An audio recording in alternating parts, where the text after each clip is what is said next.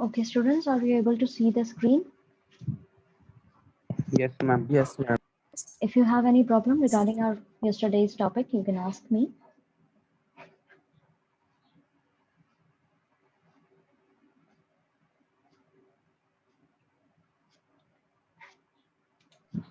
Ma'am Yes, ma'am elections अगर democracy हो तो ही हो सकते हैं ना, मतलब उसके अलावा थोड़ा ना हो सकते हैं। correct. Okay ma'am. और किसी को कोई दिक्कत तो आप लोग अभी पूछ सकते हैं।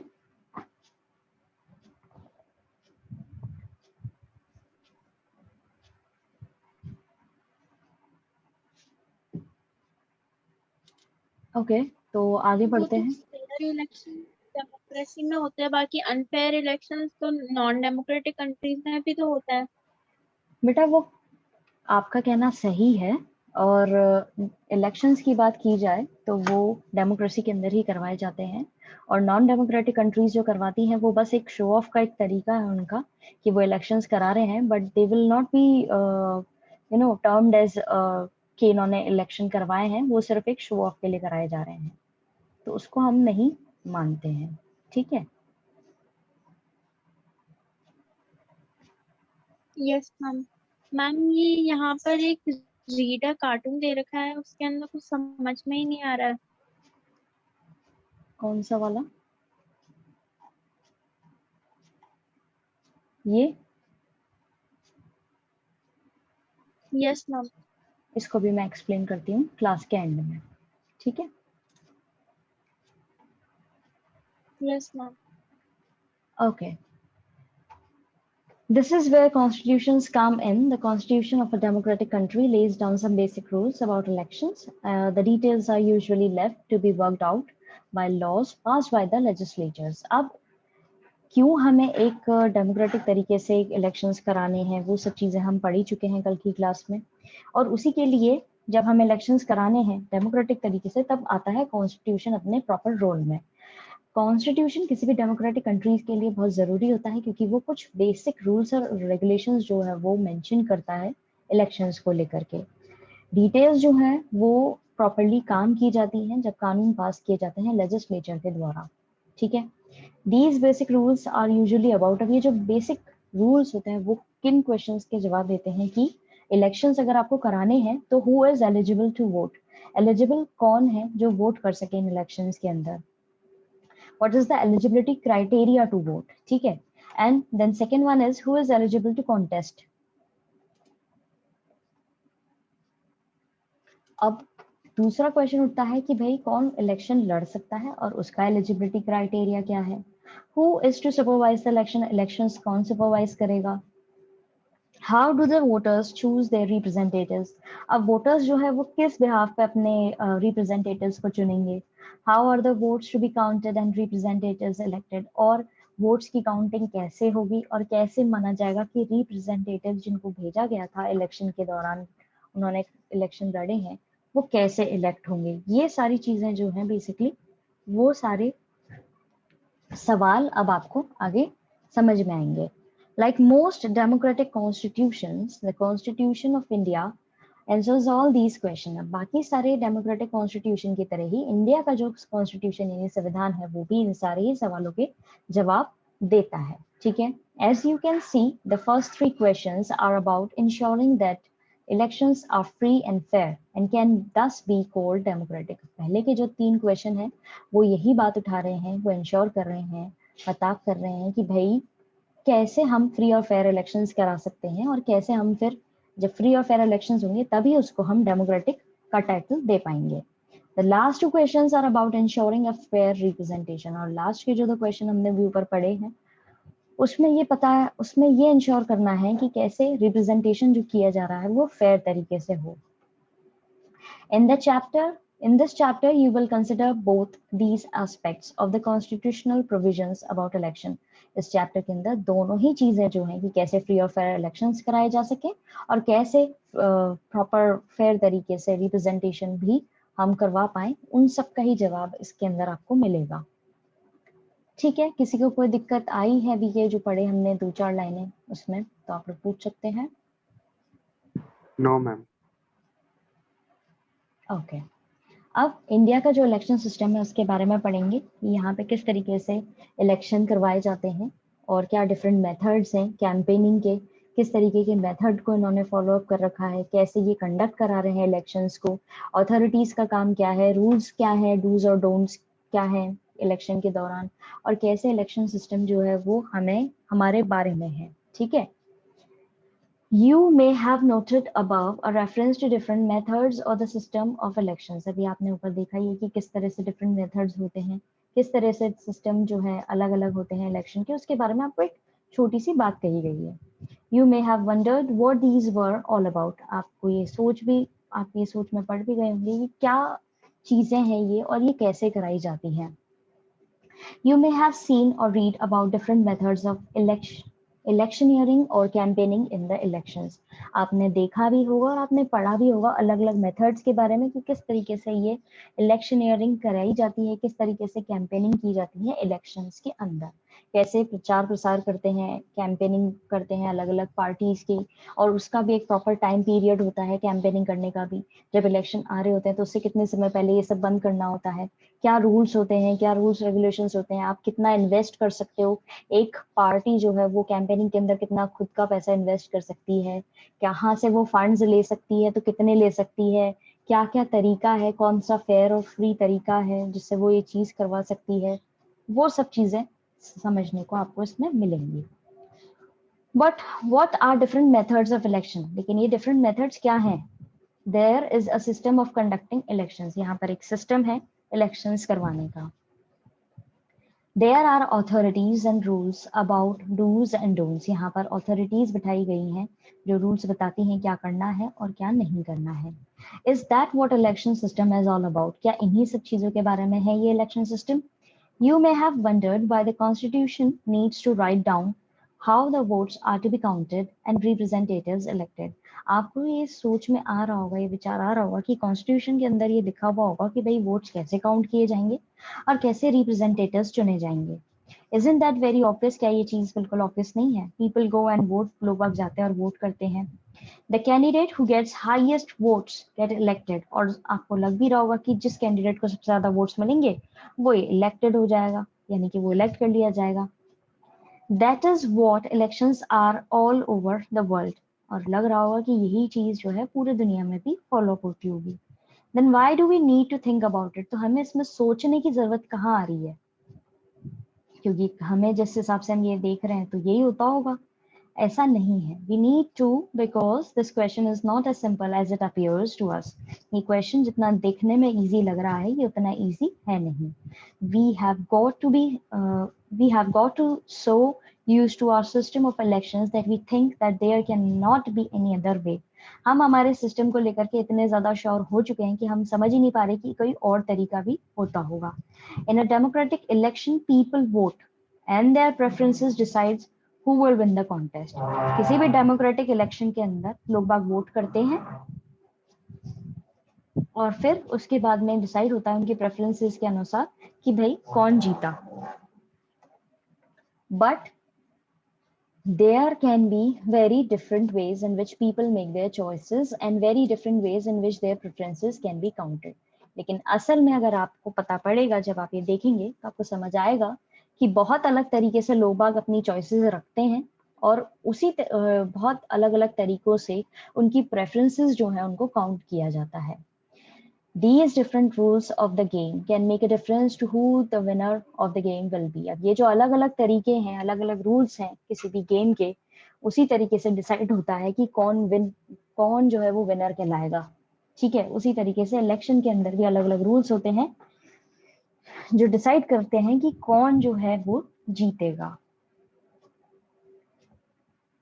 Some rules can favor bigger parties.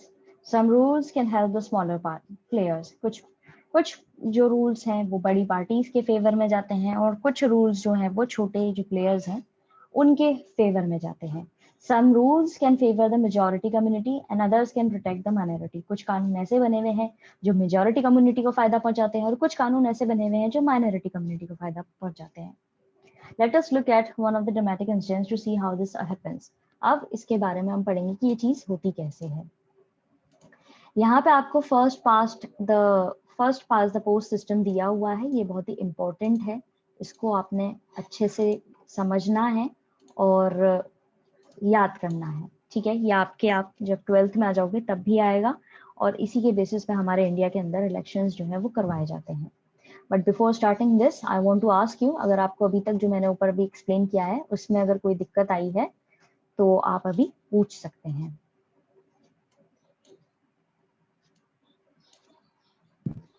No ma'am.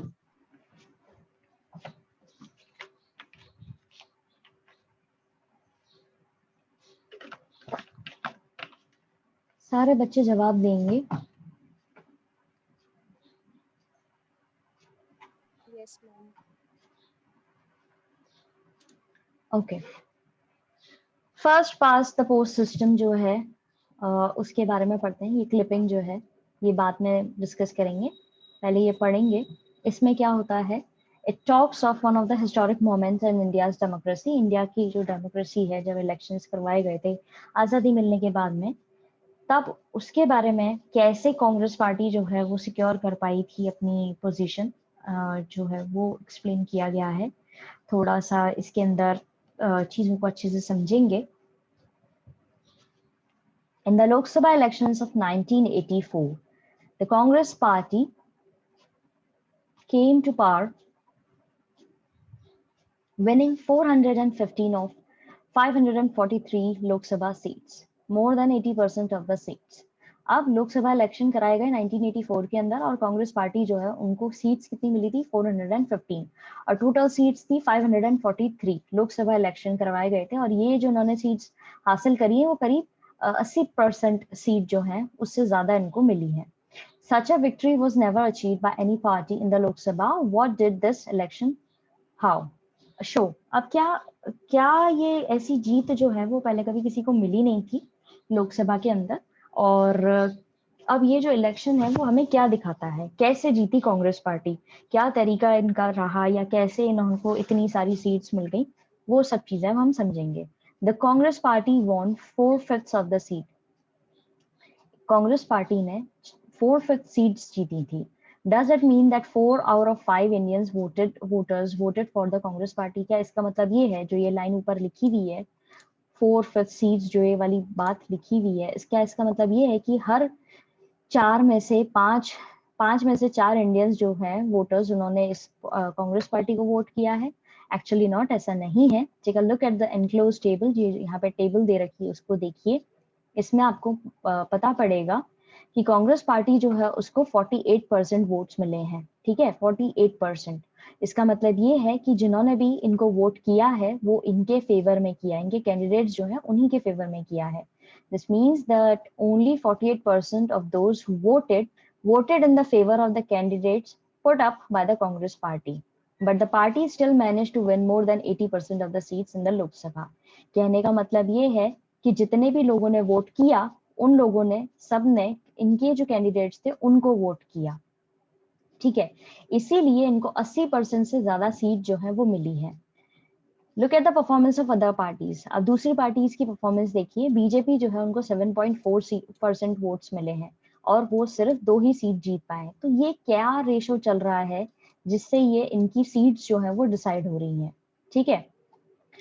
How did that happen? अब ये कैसे हुआ? This happened because in our country we follow a special method of elections under this system. अब ये इसलिए हुआ क्योंकि हमारे यहाँ पे जो मेथड है इलेक्शन का वो बहुत ही डिफरेंट है। इस मेथड के अंदर पूरी कंट्री जो है वो 543 कॉन्स्टिट्यूएंसीज यानी कि चुनावी क्षेत्रों के अंदर डिवाइडेड होती है। हर एक जो क्षेत्र होता है वहां से एक रिप्रेजेंटेटिव इलेक्ट होता है, ठीक है। अब जो कैंडिडेट जिसको सबसे ज्यादा नंबर के वोट्स मिलते हैं उसको डिक्लेयर किया जाता है कि वो वहां से जीता है, ठीक है।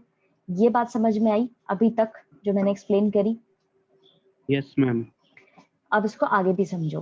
अब Yes. इम्पोर्टेंट ऐसे है ये सिस्टम कि यहाँ पर इसके अंदर जिसको सबसे ज्यादा वोट मिलते हैं, more votes than all other candidates, यानी कि अगर 5 जने वोट इसके लिए 5 पार्टीज जो हैं वो खड़ी हुई हैं और किसी एक को सबसे ज्यादा वोट्स मिले हैं, तो उसको माना जाएगा कि वो विनिंग है, ठीक है, उसने जीता है। ये मैटर नहीं करता कि वो 25% वोट से जीत रहा है या 15% वोट से जीत रहा है या क्या कहते हैं कुछ भी आप जैसे समझ जाइए कि मतलब 50% वोट से जीत रहा है, ऐसा नहीं है। अगर इन सबके कंपैरेटिवली इसके वोट्स ज्यादा हैं तो इसको माना जाएगा कि ये जीत चुका है, ठीक है। ये मैटर नहीं करता कि आपके पास में से 100 के अंदर से 60% वोट हो, ऐसा जरूरी नहीं है, ठीक है। 100 में से अगर आपके पास में 25% वोट मिले हैं और बाकियों को उससे कम मिले हैं, किसी को 10% मिले, किसी को 2% मिले हैं, तो उनका मैटर नहीं करेगा। समझ में आई बात? क्लियर हुआ अभी तक? Yes ma'am. आया? ठीक है, तो अब इसको लाइन टू लाइन में एक बार और पढ़ देती हूँ। The entire country is divided into 543 constituencies. Each constituency elects one representative, and the candidate who secures the highest number of votes in that constituency is declared elected. It is important to note that in this system, whoever has more votes than all other candidates is declared elected. इस चीज को mark कर लेना। The winning candidate need not secure a majority of the votes. उसको सबसे ज्यादा मतलब ऐसे मेजोरिटी में यानी कि पूरे 100 में से 50 या 70 या 60% वोट्स की जरूरत नहीं है। This method is called the first past the post. इसको FPTP सिस्टम के नाम से जाना जाता है। In the electoral race, the candidate who is ahead of others, who crosses the winning post first of all, is the winner. इसीलिए FPTP के अंदर इस इलेक्टोरल रेस के अंदर जिस भी कैंडिडेट को सबसे ज्यादा वोट्स मिलते हैं यानी वो औरों से आगे निकल जाता है। आपने सुना होगा कि बीजेपी को इतने % वोट मिले हैं, इतनी सीट्स मिली हैं और कांग्रेस को इतनी मिली है, वो जीत रही है। तो इस तरह की जो बातें होती हैं वो इसी FPTP के कारण होती है। तो यहाँ पे वही है, जो पहले पोस्ट क्लियर करेगा उसी को माना जाएगा winner. This method is also called the plurality system. इसको हम plurality system के नाम से भी जानते हैं। ये भी important है, इसको मार्क कर लेना, ठीक है। This is the method of election prescribed by the Constitution. अब यही method जो है हमारे Constitution ने prescribe कर रखा है, FPTP वाला, first past the post। समझ में आया? क्लियर हुआ? Yes ma'am. ये अच्छे से समझना है, इसमें बिल्कुल भी कंफ्यूज नहीं होना है, बहुत इजी है कि यहाँ पे 48% वोट जो मिले हैं यानी कि जितने भी लोगों ने वोट दिया उन्होंने इनके फेवर में वोट दिया, इसलिए इनको इतनी सीट्स मिली है, ठीक है। ये इम्पोर्टेंट टॉपिक है, इसको अच्छे से इसीलिए पढ़ना जरूरी है क्योंकि इससे रिलेटेड काफी क्वेश्चंस आएंगे और इससे रिलेटेड क्वेश्चंस जो हैं आपके आगे जाकर के भी 12th क्लास में भी आएंगे, इसलिए इम्पोर्टेंट है, ठीक है। अब आगे बढ़ते हैं। Let us now go back to our example. वापस एग्जांपल की तरफ चलते हैं। The Congress party won greater shares of seats than its share of votes because in many of the constituency in which its candidates won they secured less than 50% of the votes. अब वही अपना Congress party जो है वो ज्यादा seats इसलिए जीती क्योंकि बाकी जो कॉन्स्टिट्यूएंसीज थी उनमें उनके कैंडिडेट्स को 50% से भी वोट कम मिले थे।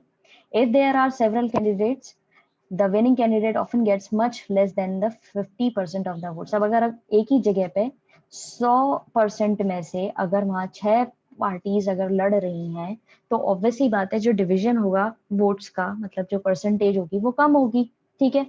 तो इसीलिए कई बार 50% से भी कम वोट्स मिलते हैं किसी एक जगह पे, लेकिन अगर वो औरों के कंपैरेटिवली किसी को 10 मिले, किसी को 14 मिले, किसी को 4% ही मिले, अगर वो उससे ज्यादा है तो वो विनर कहलाएगा। The votes that go to all the losing candidate go waste. For those candidates or the parties get no seat from those votes.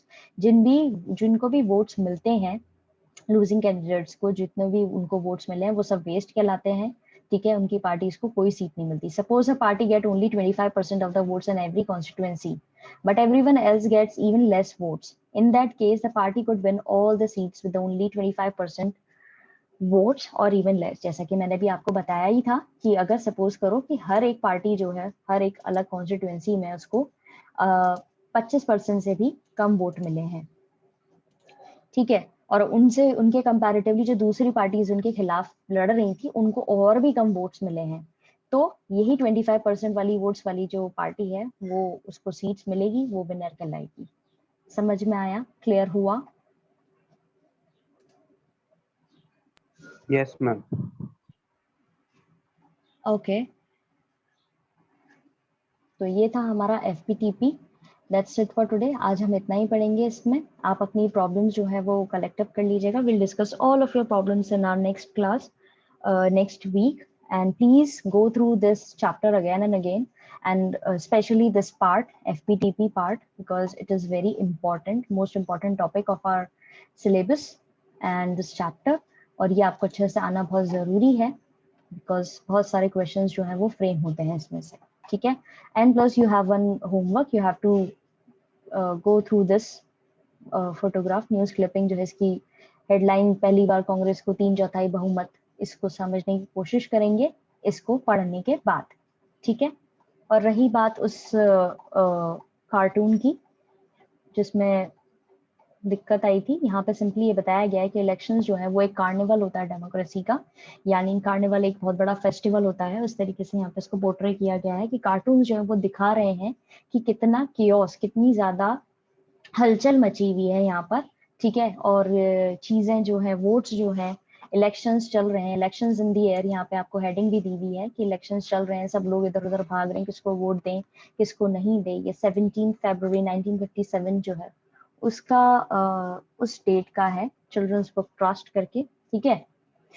Is this true of elections always? Is it of good for democracy? अब यहाँ पे simply एक question पूछा गया है कि यहाँ पे जो ये chaos दिखाया गया है, क्या ये वाकई में सच है? क्या वाकई में कंडीशन इतनी ज्यादा chaotic रहती है, यानी कि बहुत ज्यादा हलचल वाली, शोर शराबा, बहुत ज्यादा क्राउडी एक तरीके से हलचल मची रहती है हर जगह पे? क्या वाकई में ये है? और क्या ये वाकई में अच्छी डेमोक्रेसी के लिए ये चीज सही है? इसका एक क्वेश्चन पूछा गया है। तो यहाँ पे आप अपनी तरीके से आंसर कर सकते हो, अपने तरीके से जवाब दे सकते हो कि हाँ, कुछ चीजों में ये बिल्कुल ट्रू है, वाकई में इलेक्शंस के दौरान बहुत ज्यादा हलचल मची रहती है जहाँ पे भी इलेक्शंस हो रहे होते हैं, और नहीं, ये सही नहीं है डेमोक्रेसी के लिए, इतना अच्छा केओस नहीं होना चाहिए, प्रॉपर तरीके से काम होना चाहिए। इस तरह के कंफ्यूजन में कोई भी चीज सही नहीं हो सकती है। इस कार्टून को डिपिक्ट करते हुए आप अपना आंसर लिख सकते हैं। समझ में आया समीक्षा? क्लियर हुआ? Okay, so that's it for today. आज हम इतना ही करेंगे। I'm going to send you a link for your next class. Have a nice day.